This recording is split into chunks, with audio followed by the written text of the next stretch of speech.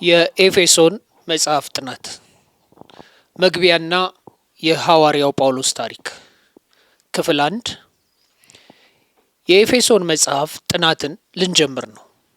በሰጠዋችሁ ማስታወሻ ላይ እንደገለጽኩት ይህ መልእክት በምዕራፍ 1 ላይ በያዛቸው እጅግ የላቁ ሐሳቦች ምክንያት የመልእክቶች ንግስት the queen of epistles ተብሎ ይጠራል።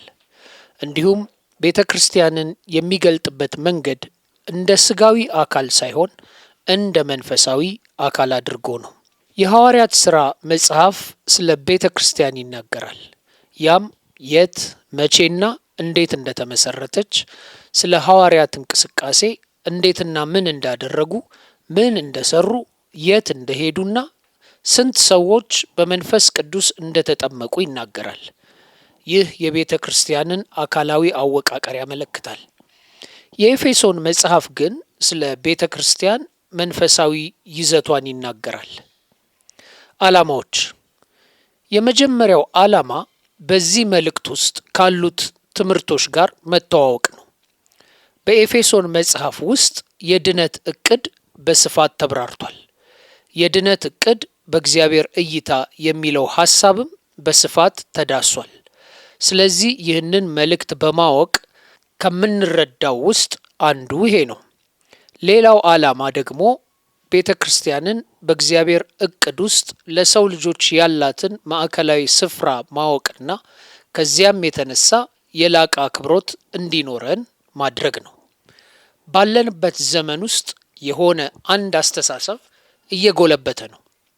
እኛ ቤተ ክርስቲያን አያስፈልገንም የሚል አስተሳሰብ፣ መዋቅር ላይ በተደራጀ የሃይማኖት ተቋም ላይ ያለ ጥላቻ፣ ብዙ ሰዎች የተደራጁ ሃይማኖታዊ አካላትን መቀበል እያቆሙ ይመስላል። እኔ መንፈሳዊ ነኝ ነገር ግን ሃይማኖተኛ አይደለሁም ሲሉ ይሰማል። ይህንን እንዴት ማድረግ እንደሚችሉ አላውቅም። እንዴት ሃይማኖትን ወይንም መዋቅርን ማስወገድ እንደሚቻል አይገባኝም። እግዚአብሔር የስርዓት ወይንም የመዋቅር አምላክ ነው። የፈጠረውን ነገር በራሱ ብትመለከቱ እንኳ እግዚአብሔር የስርዓት አምላክ መሆኑን ታያላችሁ።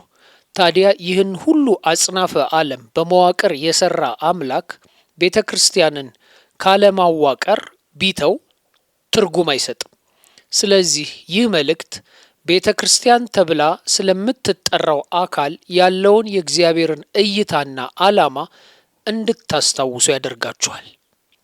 ሶስተኛ፣ እንደ ክርስቲያን በአንድ ጊዜ በምትኖሩባቸው በስጋዊው ዓለምና በመንፈሳዊው ዓለም መካከል ስላለው ትልቅ ልዩነት እንድትገነዘቡ የሚያደርግ ነው።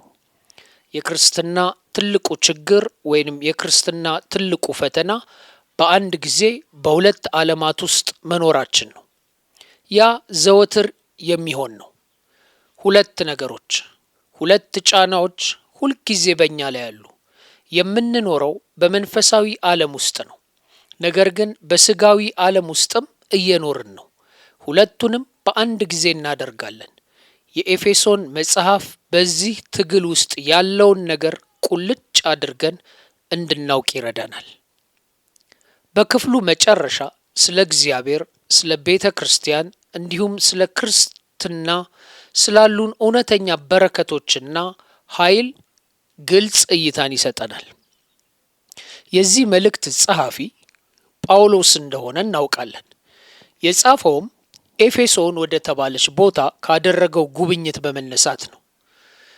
ወደ ሐሳቡ ከመግባታችን በፊት አብዛኛው ስራው በዚህ አካባቢ ካደረገው አገልግሎት ጋር የተያያዘ ስለሆነ የጳውሎስን አገልግሎት ባጭሩ ብንከልስ ጠቃሚ ይሆናል። የጳውሎስ የመጀመሪያ ሕይወቱ። ጳውሎስ ሐዋርያ ከመሆኑ በፊት ስለነበረው ሕይወት ብዙ መረጃ የለንም። ከተወለደበት እስከ 31 ዓመተ ምህረት እንደ አውሮፓውያን አቆጣጠር በጠርሴስና በኢየሩሳሌም የነበረው የልጅነት ሕይወት ስናነሳ ዘሩን ከቢንያም ነገድ እንደሆነ እናውቃለን። የተወለደው በጠርሴስ ሲሆን ሮማዊ ዜጋ ነበር። ስለ ጠርሴስ አንድ የሚነገር ነገር አለ። ሮማውያን ቦታውን ሲቆጣጠሩ አንድ ምርጫ ለጠርሴስ ሰዎች አቅርበውላቸው ነበር። ከተዋጋችሁን እንመጣና በሌሎች ከተሞች ግዛቶች ያደረግነውን በእናንተም ላይ እናደርጋለን። ነገር ግን ከእኛ ጋር ከተባበራችሁ የሮማዊነት ዜግነት እንሰጣችኋለን አሏቸው። ስለዚህ ጳውሎስ በዚያ የታሪክ አጋጣሚ በከተማ ውስጥ የተወለደ በመሆኑ ሲወለድም ሮማዊ ዜግነት ኖሮት ተወለደ። የሐዋርያት ሥራ ምዕራፍ 16። ጠርሴስ የትምህርት ማዕከል ነበረች። ጳውሎስ የግሪክ ትምህርትንና ቋንቋን እንዲሁም የተለያዩ የሃይማኖት ትምህርቶችን ያወቀው እዚህ ነው። መደበኛ ትምህርቱን የተማረው ግን በኢየሩሳሌም በታላቁ አይሁዳዊ መምህር በገማልያል እግር ስር ነው። መጽሐፍ ቅዱስ ስለዚህ ጉዳይ በሐዋርያት ሥራ ምዕራፍ 7 እና ገላትያም ምዕራፍ 1 ቁጥር 13 ላይ ይናገራል። እንደ ወጣት የአካባቢው ምኩራብ ወይንም የሸንጎ አባል ሆኖ ክርስቲያኖችን የማሳደድ ስልጣን ተሰጥቶት ነበር። ክርስቲያኖች እንዲታሰሩ ወይንም እንዲገደሉ በመደገፍ ድምፁን ሰጥቷል። ስለዚህ ነገር በሐዋርያት ሥራ ምዕራፍ 26 ላይ ማየት ይቻላል። ራሱ በታሰረ ጊዜ ስለሚደረግበት ሴራ እንዲነግራቸው የወንድሙን ልጅ በቀጥታ ወደ ሮም መሪዎች እንደላከ እናያለን። ቤተሰቡ በኢየሩሳሌም ታዋቂ እንደነበሩ ይገመታል። በዚያን ጊዜ በነበረው ማህበረሰብ ውስጥ የተወሰነ ተጽዕኖ ከሌለ ይህንን ማድረግ የሚቻል አይመስልም። ከዚህ ውጪ ስለ መጀመሪያዎቹ ዓመታት ብዙ መረጃ የለንም። ምናልባትም ባለትዳር የነበረና ሚስቱ የሞተችበት ሊሆን ይችላል የሚል ግምት አለ። በመጽሐፍ ቅዱስ ውስጥ ስለዚህ የሚናገር ነገር የለም። ይህ ግምት ነው። ምክንያቱም ያላገቡትን እንደርሱ ሆነው እንዲቀጥሉ ያበረታታ ነበር። ያላገቡ የሚለው ቃል ስትጠቀሙ መበለቶችን፣ ሚስቶቻቸው የሞቱባቸውንና የተፋቱትን ያካትታል። ይህ ቃል ያንን አይነት ሰዎችን ይሸፍናል። በጭራሽ አግብተው ስለማያውቁ ሰዎች ብትናገሩ ደናግል ትላላችሁ። ደናግል ማለት አግብተው የማያውቁ ናቸው። ስለዚህ በቆሮንቶስ ላሉት ያላገቡ ሰዎች በስደት ጊዜ ሰላም እንዲሆን እንደርሱ ሆነው እንዲቀጥሉ ይመክራል። አንደኛ ቆሮንቶስ 7። ለዚህ ንድፈ ሐሳብ አንዱ መከራከሪያ ራሱን እንደዚያ መጥራቱ ነው። እንዲሁም በምኩራብ ወይንም በሸንጎ አባል ለመሆን ባለትዳር መሆን ግዴታ ነበር። ያላገባ ከሆነ የዚያ አካል እንዲሆን አይፈቀድለትም።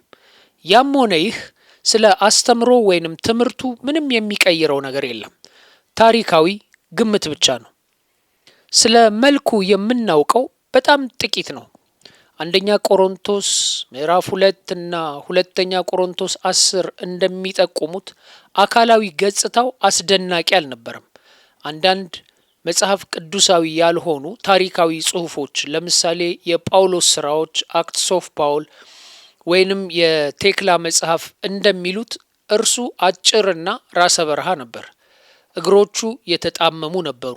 ነገር ግን ጤናማ ሰውነት የነበረው፣ ቅንድቦቹ የሞሉና የተገጣጠሙ ነበሩ። አፍንጫው ጎባጣ ነበር ይባላል። በሌላ አነጋገር አይሁዳዊ ይመስላል። የሆሊውድ የሐዋርያት ምስሎች ግን ረጅም 5 ኢንች እና 6 ኢንች ቁመት ያላቸው ጥቁር ቡናማ ጸጉር ያላቸው አድርገው ያሳያሉ። በዚያ ዘመን ከ6 ጫማ በላይ ከሆናችሁ እንደ ግዙፍ ትቆጠራላችሁ። እርሱ ግን አይሁዳዊ መልክ ያለው ሰው ነበር። ጠይም፣ ምንም እንኳን አካላዊ ቁመናው ትሁት ቢሆንም በጸጋ የተሞላና አንዳንዴ የመላእክት ፊት እንደነበረው ይጽፋሉ። ይህም ግን መጽሐፍ ቅዱሳዊ አይደለም፣ ታሪካዊ ጽሑፍ ብቻ ነው።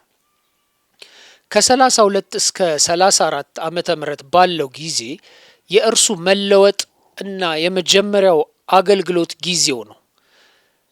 እርግጥ ነው ስለ እርሱ ያለን አብዛኛው ዕውቀት የሚጀምረው በደማስቆ መንገድ ላይ ካጋጠመው የመለወጥ ታሪክ በመነሳት ነው። በጣም የታወቀ ታሪክ። ክርስቲያኖችን ለማሰር ኦፊሳላዊ ትዕዛዝ ተቀብሎ እየሄደ ነበር። የሐዋርያት ሥራ ምዕራፍ 9 ስለ ክርስትናና ክርስቲያኖች ያውቅ ነበር። ግን አሳዳጅ ነው። እስጢፋኖስ ሰማዕት ሲሆን እዚያ ነበር። የሐዋርያት ሥራ ምዕራፍ 7። እንዲሁም ቤተ ክርስቲያን ስትሰደድ በዛ ነበር።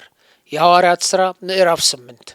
ወደ ደማስቆ በሚወስደው መንገድ ላይ ከኢየሱስ ክርስቶስ ጋር በድንገት ተገናኘ። ደማስቆ። የሐዋርያት ሥራን እናንብብ። እንዲህ ይላል፣ ሲሄድም ወደ ደማስቆ ቀረበ፣ ድንገትም ከሰማይ ብርሃን በዙሪያው አንጸባረቀ። በምድርም ላይ ወድቆ ሳለ ሳውል ሳውል ስለምን ታሳድደኛለህ የሚለውን ድምፅ ሰማ። ጌታ ሆይ ማነህ አለ። እርሱም አንተ የምታሳድደኝ እኔ ኢየሱስ ነኝ። ነገር ግን ተነስተህ ወደ ከተማ ግባና ልታደርገው የሚገባህን ይነግሩሃል አለው። ከእርሱም ጋር በመንገድ የሄዱ ሰዎች ድምፁን እየሰሙ ማንንም ግን ሳያዩ ዲዳዎች ሆነው ቆሙ። ሳውልም ከምድር ተነሳ፣ ዓይኖቹም ተከፍተው ሳሉ ምንም አላየም። እጁንም ይዘው እየመሩ ወደ ደማስቆ አገቡት። 3 ቀንም ሳያይ ኖረ፣ አልበላምም አልጠጣምም። ስለዚህ ለ3 ቀን ጾመና ጸለየ። አንድ ቀናተኛ አይሁዳዊ የሚያደርገው ይህንኑ ነው። በጌታ የተላከ ሐናንያ የሚባል ሰው ወደ እርሱ መጣ። የአገልግሎቱ ምንነት ሊያብራራለት ወደ እሱ ተላከ። ይህም ወንጌልን ለአሕዛብ መስበክ ነው። የሐዋርያት ሥራ ምዕራፍ 9። ስለዚህ ከተለወጠና ከተፈወሰ በኋላ አገልግሎቱን በደማስቆ ለአይሁድ በመስበክ ጀመረ። በዚህም በጣም ውጤታማ ነበር። በዚህ ጊዜ በምድረ በዳ ጊዜን አሳልፏል። ራሱን ለጸሎትና ለጥናት ሰጥቶ ነበር። ገላትያ ምዕራፍ 1። በመጨረሻም ከአይሁድ ይደርስበት በነበረው ጫና ምክንያት ከደማስቆ መውጣት ነበረበት። በአይሁዶች ዘንድ አልተወደደም። የአሳዳጆቹ መሪ የነበረው አሁን የተሰደዱት ጠበቃ ሆነና ተለወጠ። በ35 ዓመተ ምህረት ከሐዋርያት ጋር ለመቀላቀል ሞከረ። ከደማስቆ ካመለጠ በኋላ ወደ ኢየሩሳሌም ተመለሰ። ከሐዋርያት ጋር ለመገናኘትና በእነርሱ ዘንድ ለመታወቅ ሞከረ። የሐዋርያት ሥራ ምዕራፍ 9። መጀመሪያ ላይ ተጠራጥረውት ነበር። ይህም የሚጠበቅ ነው። ነገር ግን በርናባስ ምስክርነትና ስለ መለወጡ እና ስለ ስራው በመመስከሩ በእነርሱ ዘንድ ተቀባይነትን አግኝቶ ማስተማርና መስበክ ጀመረ። ይህ እስከ ዛሬ ድረስ የተለመደ አይደለም። አንድ ሰባኪ ይመጣል፣ ወይንም ሰባኪ ትቀጥራላችሁ፣ ወይንም ረዳት አገልጋይ ወይንም የወጣቶች አገልጋይ ትቀጥራላችሁ። ዲግሪ ሊኖረው ይችላል። ይህ እና ያ ሊኖረው ይችላል። ነገር ግን በእኔ ልምድ ሽማግሌዎች የሰውን ዳራ ሲመረምሩ ቁልፉ ሰነድ ከሌሎች ሽማግሌዎችና አብያተ ክርስቲያናት የሚመጣ የምስክር ወረቀት ነው። ይህም ግለሰቡ እንደ አገልጋይና እንደ ክርስቲያን ያለውን ጥንካሬ የሚያረጋግጥ ነው። በተመሳሳይ መንገድ በርናባስ ያንን የማረጋገጫ ቃል ሰጠ። በዚህም ተቀባይነት አገኘ። እንደገናም ወጥመድ ተደቅኖበት ስለነበር ማምለጥ ነበረበት እና ለተወሰነ ጊዜ ከዛም ቦታ ሄደ። ከ36 እስከ 42 ዓመተ ምህረት ወደ ጠርሴስ ተመለሰ። 6 ዓመታት ከኢየሩሳሌም ከወጣ በኋላ ወደ ትውልድ ከተማው ወደ ጠርሴስ ተመለሰ። ከዚያም ለበርካታ ዓመታት መስበክና በማስተማር አሳለፈ።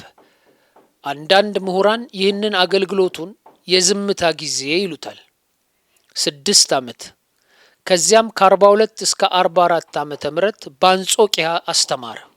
አንጾኪያ ቤተ ክርስቲያን አይሁዶችና አይሁድ ያልሆኑ ወይንም አሕዛብ ክርስቲያኖች የተቀላቀሉባት የመጀመሪያዋ ቤተ ክርስቲያን ነበረች።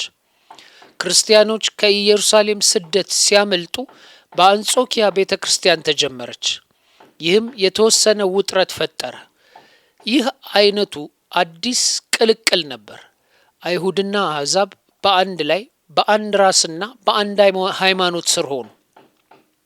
ስለዚህ በርናባስ ጳውሎስን አብሮት እንዲመጣና እንዲያስተምር ወደዚህ አመጣው። ምክንያቱም የአሕዛብን ወግ ስለሚረዳና የግሪክ አስተሳሰብ ጭምር ስላለው ደግሞም በቅዱሳት መጻሕፍት በሚገባ የሰለጠነ አይሁዳዊ ስለሆነ ለዚች ቤተ ክርስቲያን ትክክለኛ ሰው ጳውሎስ ነበር። 44 ዓመተ ምህረት ለኢየሩሳሌም በተደረገው መዋጮ አገዘ። በዚህ ጊዜ ኢየሩሳሌምና አካባቢው በረሃብ ውስጥ ነበረ። ስለዚህ እነሱን ለመርዳት መዋጮ ተሰበሰበ። በርናባስና ሳውል እርዳታውን ለማከፋፈል ወደ ኢየሩሳሌም የማድረስ ኃላፊነት ተሰጣቸው። የሐዋርያት ሥራ ምዕራፍ 11 ኢየሱስን ካየበትና ኢየሱስ አገልግሎቱን ከሰጠው ጊዜ አንስቶ በትክክል አገልግሎቱን እስኪጀምር ድረስ ረጅም ጊዜ እንደወሰደ ልብ ልትሉ እፈልጋለሁ። በትክክል አገልግሎቱን ከመጀመሩ በፊት ረጅም የስልጠና ጊዜና ረጅም የእድገት ጊዜ ነበረው። የሚስዮናዊነት ጉዞዎች በ45 ዓመተ ምህረት ወደ ሚስዮናዊ ጉዞዎች ገብቷል። አብዛኛው የሐዋርያት ሥራ መጽሐፍ የመጨረሻው ግማሽ የጳውሎስን 3 የሚስዮናዊ ጉዞዎች ይገልጻል። ሐዋርያት ሥራ 13 አንድና ቀጣዮቹ። በሁለተኛው ጉዞ ወቅት በመጨረሻ ጉባኤ ወደሚያቋቁምበት ከተማ ለመጀመሪያ ጊዜ የጎበኘው የሐዋርያት ሥራ ምዕራፍ 18። 3ቱ ጉዞዎቹ በሜዲትራንያን አካባቢ ሰፋ ወዳሉ ከተሞች ወሰዱት። በሚሄድበት መንገድ አብያተ ክርስቲያናትን ያቋቁም ነበር። ከዚያም ወደ አንጾኪያና ኢየሩሳሌም ሲመለስ እነዚያን አብያተ ክርስቲያናት ይጎበኝና ያጠናክር ነበር። 58 እስከ 60 ዓመተ ምህረት በቂሳሪያ ታሰረ። የጳውሎስ አንዱ ቀጣይ ችግር በአገልግሎቱ ስኬት የቀኑና ሃይማኖታቸው ይረክሳል ወይንም በሌላ ይተካል ብለው በፈሩ የአይሁድ መሪዎች የሚሰነዘርበት ጥቃት ነበር። ወደ ኢየሩሳሌም ከሚያደርጋቸው በአንዱ መመለሻ ላይ ሁከት ፈጠሩና በሮማውያን ባለስልጣናት እንዲታሰር አደረጉት። እንደ ፊልክስ፣ ፊስጦስና አግሪጳ ያሉ የአካባቢው ገዢዎች የአይሁድን መሪዎች ለማስደሰት ሲሉ በእስር ለ2 ዓመት በሮማውያን እስር ቤት እንዲቆይ ያደረጉት። በመጨረሻም ጳውሎስ ጉዳዩን ወደ ቄሳር ይግባኝ አለ። ይህም እንደ ሮማዊ ዜጋ መብቱ ነበር እና ለፍርድ ወደ ሮም ተላከ። ከ60 እስከ 61 ዓመተ ምህረት ወደ ሮም የተደረገ ጉዞ። ይህ በመርከብ ወደ ሮም የተደረገ ጉዞ በመርከብ መሰበር ተቋርጦ በማልታ ደሴት ቆዩ። በመጨረሻም በ61 ዓመተ ምህረት የጸደይ ወቅት ጳውሎስ በጠባቂዎች ታጅቦ ሮም ደረሰ። ሐዋርያት ሥራ ምዕራፍ 28ን እናንብብ። ነገሩ አስቂኝ ነበር። ምክንያቱም የጳውሎስ አንዱ ግብ ወደ ኢምፓየር ዋና ከተማ ወደ ሮም ሄዶ ወንጌልን መስበክ ነበር። ጌታ ያ እንደሚሆን አረጋግጦለት ነበር። ነገር ግን እርሱ ባሰበው መንገድ አልነበረም። በራሳችን ሕይወት ነገሮች የሚሆኑት እንደዚህ እንደሆነ ሁልጊዜ አስታውሳለሁ። ብዙ ጊዜ እግዚአብሔርን አንድ ነገር እንጠይቃለን እና ይሆናል። ነገር ግን እኛ ባሰብነው መንገድ አይሆንም። ለሐዋርያው ጳውሎስም ሂደቱ ተመሳሳይ ነበር። 61 እስከ 63 ዓመተ ምህረት የሮም የቁም እስር። ሉቃስ በሐዋርያት ሥራ 28 ላይ እንደነገረን ጳውሎስ ለ2 ዓመታት ፍርድን እየጠበቀ በቁም እስር ውስጥ ነበር። ይሁን እንጂ በዚህ ጊዜ እርሱን የጎበኙትን ብዙዎችን አስተምሯል። በተለይም በሮም የነበሩትን የአይሁድ መሪዎች። እነሱም ግን በመጨረሻ እርሱንና ትምህርቱን ውድቅ አደረጉ። ነገር ግን በሮም ባሉ ብዙ አሕዛብ ዘንድ እስረኞችንና በእርሱ ክበብ ውስጥ ያሉ ጠባቂዎችን ጨምሮ ታላቅ ስኬት ነበረው። አናሲሞስ ቆላስያስ ምዕራፍ 4:9 የፕሪቶሪያ ጠባቂዎች ፊልጵስዩስ 1 በእስር ቤት እያለ የተለያዩ አብያተ ክርስቲያንን በርካታ ደብዳቤዎችን ጻፈ። እነዚህ የወህኒ ቤት መልእክቶች ብለን እንጠራቸዋለን። ከነዚህ ደብዳቤዎች መካከል ኤፌሶን፣ ፊልጵስዩስ፣ ቆላስያስና ፊሊሞና ይገኙበታል። በ63 ዓመተ ምህረት ከእስር ተፈታ። በቄሳር ፊት በቀረበ ጊዜ ጉዳዩን ያሸነፈ ይመስላል። ምክንያቱም ጳውሎስ በሮም ለመጀመሪያ ጊዜ ከታሰረና ከእስር ከተለቀቀ በኋላ ሌሎች አብያተ ክርስቲያናትን ሲጎበኝ እናያለን። በ64 እና 66 ዓመተ ምህረት መካከል አብያተ ክርስቲያናትን እንደገና ጎበኘ። ይህ ጊዜ ከቀደምት እንቅስቃሴዎቹ ያነሰ ግልጽነት አለው። መጽሐፍ ቅዱሳዊ ማስረጃ የለም፣ ነገር ግን አንዳንድ ታሪካዊ ጽሑፎች አሉ። ለምሳሌ በ95 ዓመተ ምህረት የተጻፈው የቀርሜሎስ ደብዳቤ ወደ ስፔን እንደሄደ ይናገራል። ነገር ግን ከመጀመሪያው የሮም እስራት በኋላ ከጽሑፎቹ እንደምንረዳው በዚህ ጊዜ የተቋቋሙ ጉባኤዎች እንደገና ጎበኘ። ለ2 ዓመታት ከስራ ውጭ ሆኖ ቆይቷል። ለእነዚህ አብያተ ክርስቲያናት ደብዳቤ ይጽፋል፣ ስለ እነርሱ ያስባል። ሙሉ በሚስዮናዊነት ስሜት ውስጥ በነበረበት ጊዜ ፍላጎቱ ድንበሮችን እየገፋ ወደ ስፔን መድረስ ነበር። አሁን ለ2 ዓመታት ከቆየ በኋላ ጭንቀቱ አስቀድሞ ለተቋቋሙት አብያተ ክርስቲያናት ነበር። ስለዚህ ከጽሑፎቹ በርካታ ጉባኤዎችን እንደ ጎበኘ እናገኛለን። ለምሳሌ በቀርጤስ ጊዜ አሳልፏል። ቲቶ ምዕራፍ 1 ቁጥር 3 በሜዲትራኒያን ውስጥ ያለ ትልቅ ደሴት ወደ ኤፌሶን ሄደ። አንደኛ ጢሞቴዎስ 1 ወደ ቆሮንቶስ ተጓዘ። ሁለተኛ ጢሞቴዎስ 4 በጢኦራስ ቆመ። ሁለተኛ ጢሞቴዎስ ምዕራፍ 4 እና ወደ ሚሊጢን ሄደ። ሁለተኛ ጢሞቴዎስ 4። ስለዚህ በዚህ አጭር የነጻነት ጊዜ የመጀመሪያውን የጢሞቴዎስን መልእክትና የቲቶን መልእክት እንደጻፈ ይታመናል። 67 ዓመተ ምህረት ጳውሎስ በሮም ሰማዕት ሆነ። በ64 ዓመተ ምህረት ኒሮ የተባለው ንጉሠ ነገሥት የሮምን ከተማ አቃጠለ። ጥፋቱን ከራሱ ለማራቅ ቃጠሎውን ያስነሱትን ክርስቲያኖች ናቸው ብሎ ከሰሰ።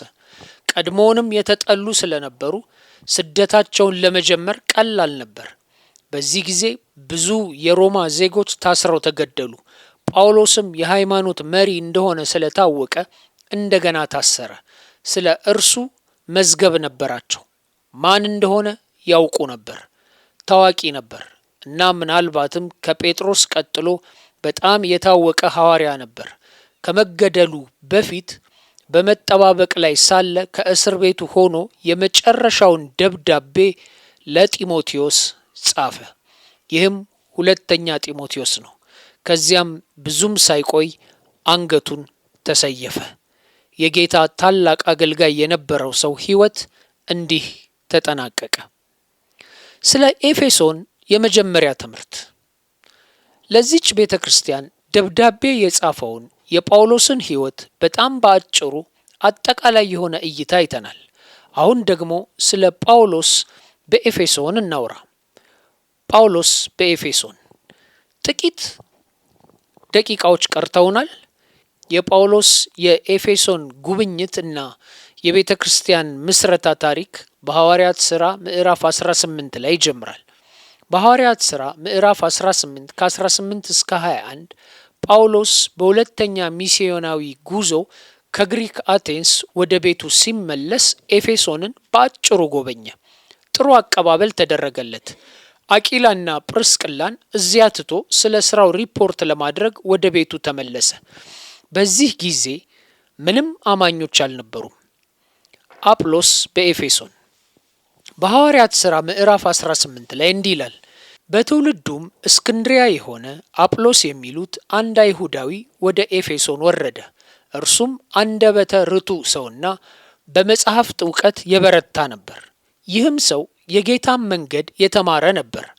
የዮሐንስንም ጥምቀት ብቻ አውቆ በመንፈስ ሲቃጠል ስለ ኢየሱስ በትክክል ይናገርና ያስተምር ነበር። ቁልፍ ሐሳቡ እዛ ላይ ነው። እርሱም በምኩራብ ገልጦ ይናገር ጀመር። ጵርስቅላና አቂላም በሰሙት ጊዜ ወሰዱትና የእግዚአብሔርን መንገድ ከፊት ይልቅ በትክክል ገለጡለት። ወደ አካይም መሻገር በፈቀደ ጊዜ ወንድሞች አጸኑት፣ ይቀበሉትም ዘንድ ወደ ደቀ መዛሙርት ጻፉለት። በደረሰ ጊዜ አምነው የነበሩትን በጸጋ እጅግ ጠቀማቸው። ኢየሱስ እርሱ ክርስቶስ እንደሆነ ከመጽሐፍት እየገለጠ በአደባባይ አይሁድን በብርቱ ይረታ ነበርና። ስለዚህ አጵሎስ የተባለው መምህር ወደ ኤፌሶን መጣ። አስታውሱ፣ ጳውሎስ አስቀድሞ አንድ ጊዜ ጎብኝቷል።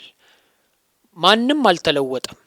ጳውሎስ ለሰበከላቸው ሰዎች ሲሰብክ የስብከቱን ውጤት በሚቀጥለው ምዕራፍ እናገኛለን። ነገር ግን ሉቃስ እንደሚጽፈው የጳውሎስ ጓደኞች አቂላና ጵርስቅላ አጵሎስን ለብቻው ወስደው የእግዚአብሔርን መንገድ በትክክል አስተማሩት።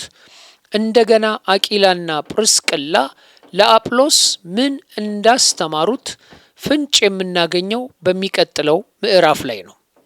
12ቱ ደቀ መዛሙርት። ስለዚህ በሐዋርያት ሥራ ምዕራፍ 19 ጳውሎስ ለሁለተኛ ጊዜ ወደ ኤፌሶን ተመለሰ እና አሁን ቤተ ክርስቲያንን አቋቋመ። 12ቱን ደቀ መዛሙርት አገኘ። በአጵሎስ የተማሩ አማኞች በጳውሎስ አልተማሩም። በአቂላ ወይንም በጵርስቅላ አልተማሩም። ይህ ማለት በአጵሎስ ተምረዋል ማለት ነው። ስለዚህ ጳውሎስ እነዚህ ሰዎች በትክክል እንዳልተማሩ ተረዳ። ይህንንም ያወቀው ስለ አቀባበላቸው በመጠየቅ ነው። አዲስ ሰው ወደ ቤተ ክርስቲያን ሲመጣ ምን ታደርጋላችሁ? ዳራቸውን አታውቁ እና የቤተ ክርስቲያን አካል መሆን ይፈልጋሉ። ምን ጥያቄ ትጠይቃላችሁ? እኔ ሁልጊዜ ተመሳሳይ ጥያቄ ጠይቃለሁ። ስለ ሃይማኖታዊ ሁኔታህ ንገረኝ። ዝም ብለህ ንገረኝ። ዓለም በ7 ቀናት ውስጥ መፈጠሩን ታምናለህ ብዬ እየጠየቅኩ አይደለም። እነዚያ አስፈላጊ መጽሐፍ ቅዱሳዊ አስተምሮች ናቸው። ግን በትክክል ማወቅ የምፈልገው ያንን አይደለም። ሃይማኖታዊ ዳራህን ማወቅ እፈልጋለሁ። ክርስቲያን የሆንከው እንዴት ነው? ለመሆኑ ክርስቲያን ነህ? መነሻው ያ ነው። በኢየሱስ አምነሃል? ከኃጢአትህ ንስሐ ገብተሃል? ተጠምቀሃል? ጳውሎስም ያንን ነው ያደረገው። ንገሩኝ። እነሱም አዎ ከጌታ ጋር ነን፣ ክርስቲያን ነን አሉ። ጳውሎስ ግን ስለ ሃይማኖታዊ ዳራችሁ ንገሩኝ አላቸው። የመሰረታዊው የክርስትና ወንጌል ክፍል በክርስቶስና በጥምቀቱ መንፈስ ቅዱስን መቀበል ነው። የሐዋርያት ሥራ ምዕራፍ 2 ቁጥር 38 ጴጥሮስ እንዲህ ይላል፣ ንስሐ ግቡ ኃጢአታችሁም ይሰረይ ዘንድ እያንዳንዳችሁ በኢየሱስ ክርስቶስ ስም ተጠመቁ፣ የመንፈስ ቅዱስንም ስጦታ ትቀበላላችሁ።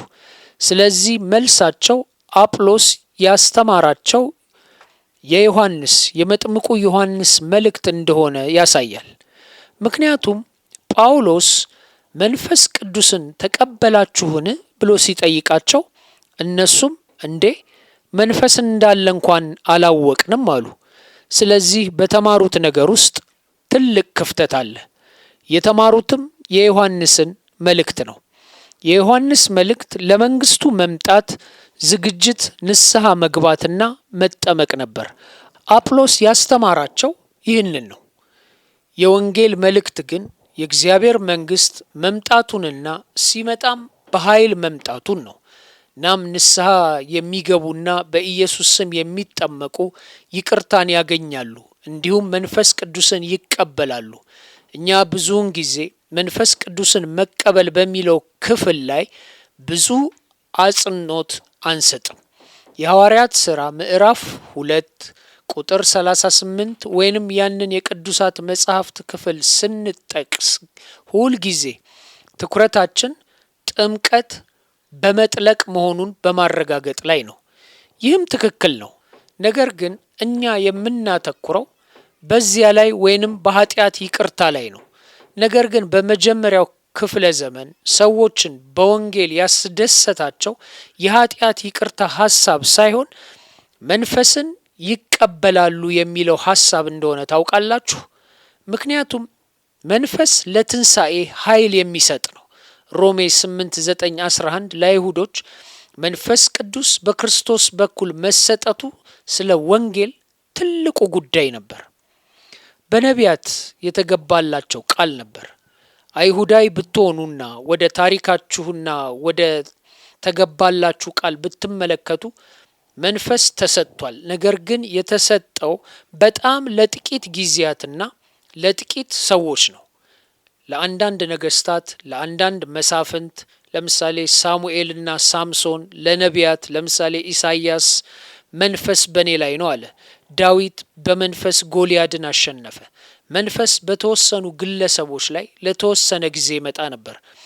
ዳዊት እንኳን በአንድ መዝሙሩ መንፈስህን ከኔ ላይ አትውሰድ ብሏል። ለአይሁዶች የተገባው ቃል መሲሁ ሲመጣ መንፈስ ለሁሉም ሰው ይሰጣል የሚል ነው። ለወንድ፣ ለሴት፣ ለነጻ ሰው፣ ለባሪያ ሁሉም ሰው መንፈስን ያገኛል። እናም ሁሉም ሰው መንፈስ ቅዱስ ሁልጊዜ ይኖረዋል። የተስፋው አስደሳች ክፍል ያ ነበር።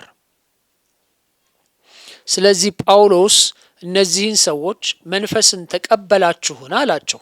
እነርሱም እኛ ስለ መንፈስ ሰምተን እንኳን አናውቅም አሉ። በተማሩት ነገር ላይ በግልጽ ትልቅ ክፍተት ነበር።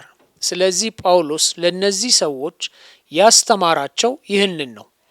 አቂላና ጵርስቅላም ለአጵሎስ ያስተማሩት ይህንን ነው። ምን አስተማሩት ብላችሁ ልትጠይቁ ትችላላችሁ። ንስሐና በኢየሱስ ስም መጠመቅ ይቅርታን እንደሚያመጣ አስተማሩት። እስካሁን ድረስ ከዮሐንስ ጋር ተመሳሳይ መልእክት ነው። በሐዋርያት ሥራ ምዕራፍ 19 ደቀ መዛሙርቱ እንደገና መጠመቃቸውን ልብ በሉ። በቁጥር 4 ላይ እንዲህ ይላል፣ ጳውሎስም ዮሐንስስ ከእርሱ በኋላ በሚመጣው በኢየሱስ ክርስቶስ ያምኑ ዘንድ ለሕዝብ እየተናገረ በንስሐ ጥምቀትን አጠመቀ አለ። ይህንንም በሰሙ ጊዜ በጌታ በኢየሱስ ስም ተጠመቁ። ጳውሎስም እጁን በጫነባቸው ጊዜ መንፈስ ቅዱስ ወረደባቸው፣ በልሳኖችም ተናገሩ፣ ትንቢትም ተናገሩ። ሰዎቹ ሁሉ 12 ያህሉ ነበር። ስለዚህ እነዚህ ሰዎች በኢየሱስ ስም በመጠመቅ የመንፈስ ቅዱስ ማደሪያ መሆንን ብቻ ሳይሆን ሐዋርያው ጳውሎስ እጁን በመጫኑ የመንፈስን ኃይል አገኙ። ስለዚህ እንደገና ተጠመቁ። ለምን? ምክንያቱም የተጠመቁት በትክክለኛው መንገድ ነበር። የዮሐንስ ጥምቀት መጥለቅ ነበር። ነገር ግን ለተሳሳተ ምክንያት ነበር የተጠመቁት። የመጥምቁ ዮሐንስ የተስፋ ቃል ስለ መንግስቱ ነበር። አንድ ሰው በዚህ ነጥብ ላይ እንዲህ ብሎ ሊጠይቅ ይችላል፣ ታዲያ ሐዋርያት ለምን እንደገና አልተጠመቁም? ለዚህ መልሱ ዮሐንስ በሚሰብክበት ጊዜ በዮሐንስ የተጠመቁ ሁሉ የክርስቶስ ጥምቀት በጴንጤቆስቴ ዕለት ሲጀመር እንደገና አልተጠመቁ። አንድ ሰው ለምን ይላል? ምክንያቱም የዮሐንስ ጥምቀት እስከ ጴንጤቆስጤ ድረስ ጽድቅን ሁሉ ይፈጽም ነበር። ኢየሱስ የተናገረው ይህንን አይደለም። ስለዚህ አጵሎስ ከነዚህ አንዱ ነበር። ሐዋርያት እንዲሁ እስከ መስቀሉ ድረስ የዮሐንስ ጥምቀት ጽድቅን ሁሉ በሚፈጽምበት ጊዜ የዮሐንስን ጥምቀት አግኝተው ነበር። ነገር ግን ጴጥሮስ በጴንጤቆስጤ ከሰበከ በኋላ ዋጋ ያለው የክርስቶስ ጥምቀት ብቻ ነበር። እናም የዮሐንስ ጥምቀት አሁን የሚቀበል ማንኛውም ሰው እንደገና መጠመቅ ያስፈልገው ነበር። የዚህ ምሳሌ በሐዋርያት ሥራ ምዕራፍ 19 ላይ ይገኛል። በአስተምሮ ክፍላችን ሁልጊዜ ይህንን ሐሳብ እናጸናለን። በትክክለኛው መንገድ በመጥለቅ ለትክክለኛው ምክንያት መጠመቅ አለባችሁ። በመጽሐፍ ቅዱስ ውስጥ ብዙ ምክንያቶች አሉ። ለኃጢአት ይቅርታ፣ መንፈስ ቅዱስን ለመቀበል፣ የቤተ ክርስቲያን አባል ለመሆን፣ ክርስቶስን ለመልበስ፣ ስለ ድነት የሚያወሩ ሁሉም አይነት ዘይቤዎች አሉ። አንዳንድ ጊዜ ያለን ችግር ስለ ድነት የምናወራው በአንድ ቃል ብቻ መሆኑ ነው። ስለ ድነት ለማውራት የምንጠቀመው አንድ ዘይቤ፣ አንድ ሀሳብ ብቻ ነው። ነገር ግን መጽሐፍ ቅዱስ አዲስ ኪዳን ስለ ድነት ብዙ ሀሳቦችን በመጠቀም ይናገራል። ይህንን ልጠይቃችሁ፣ ዳግም የተወለደ ሰው ያ ሰው ድኗል? አዎ ወይንስ አይደለም? አዎ፣ ዳግም የተወለደ ሰው ድኗል። እንዴታ ያልዳነ ሰው ዳግም ሊወለድ ይችላል? አይ፣ ዳግም መወለድ የሚለው ቃል በዮሐንስ 3 ላይ የትም ቦታ ስለ ኃጢአት ይቅርታ ጠቅሷል? የለም። ዳግም መወለድ የሚለውን ምስል የተጠቀመው ስለ ድነት ለማመልከት ነው። የሐዋርያት ሥራን እንጠቀም። ንስሐ የገቡና በኢየሱስ ስም የተጠመቁ የኃጢአት ይቅርታን ያገኛሉ። የኃጢአት ይቅርታ ያገኘ ሰው ያ ሰው ድኗል ትላላችሁ? አዎ በእርግጠኝነት። በሐዋርያት ሥራ 2 ላይ ጸሐፊው ዳግም መወለድ የሚለውን ሐሳብ እንዳልጠቀሰ ግን ልብ በሉ። ወደ ገላትያ 3 ትሄዳላችሁ። እንዲህ ይላል፣ ከክርስቶስ ጋር አንድ ትሆኑ ዘንድ የተጠመቃችሁ ሁሉ ክርስቶስን ለብሳችኋልና። ሌላ ምስል ክርስቶስን መልበስ። ክርስቶስን የለበሰ ሰው ድኗል ትላላችሁ? መጽሐፍ ቅዱስ እንደዚያ ይላል። ነገር ግን በገላትያ 3 ላይ ጸሐፊው የኃጢአት ይቅርታን አይጠቅስም። ጸሐፊው ዳግም መወለድን አይጠቅስም። ስለ ድነት የሚናገረው ክርስቶስን መልበስ የሚለውን ምስል በመጠቀም ነው። በሮሜ 6:3 ጳውሎስ በጥምቀት ከክርስቶስ ጋር ስለተቀበሩት ስለተነሱት ይናገራል። በጥምቀት ከክርስቶስ ጋር የተቀበረና የተነሳ ሰው ያ ሰው ድኗል ትላላችሁ? አዎ፣ ግን በሮሜ ምዕራፍ 6 ቁጥር ላይ የኃጢአት ይቅርታን አይጠቅስም፣ አልጠቀሰም። እዚህ የማነሳው ነጥብ ይገባችኋል? መጽሐፍ ቅዱስ ስለ ድነት የሚናገረው የተለያዩ ምስሎችን በመጠቀም ነው። እናም እኛ አንድን ምስል ብቻ መጠቀም እናዘወትራለን። የኃጢአት ይቅርታ እርሱ እውነት ነው፣ ግን ሌሎች ብዙ አሉ። ማንም ወደ እኔ መጥቶ እኔ በውሃና በመንፈስ ዳግም ተወልጃለሁ ቢለኝ ያ ሰው በኢየሱስ ስም ተጠምቋል። ድነቱን ለመግለጽ የተለየ የመጽሐፍ ቅዱሳዊ ምስል እየተጠቀመ ነው። ወንጌልን የታዘዘ ሰው ድኗል ትላላችሁ? እስቲ ተናገሩ። አዎ፣ ማርቆስ 16:16 ያመነ የተጠመቀ ይድናል። ያ መታዘዝ ነው። አንድ ሰው እኔ ወንጌልን ታዝዣለሁ ቢል ያ ሰው ድኗል። አዎ፣ በማርቆስ 16 ላይ የኃጢአት ይቅርታን፣ አዲስ ሕይወትን መልበስን ፈጽሞ አይጠቅስም። እነዚህን ምስሎች አይጠቅስም።